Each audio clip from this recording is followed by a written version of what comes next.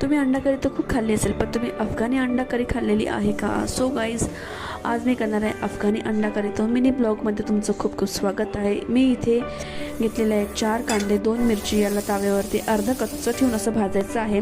मिक्सरच्या पॉटला कांदे टाकायचे, सांबार टाकायचा आणि असा हिरवा पेस्ट तयार करून घ्यायचा आहे. कढईला तेल टाकून अंडे फ्राय करून घ्यायचे आहे. त्याच कढईमध्ये जिरं टाकायचं आहे, 1 लसूण, 1 चमच अद्रक लसूण पेस्ट टाकायचं आहे आणि जो पेस्ट आपण बनवलेला आहे तो पेस्ट ॲड करायचा आहे. याच्यामध्ये छान असा खरपूस भाजून घ्यायचा आहे.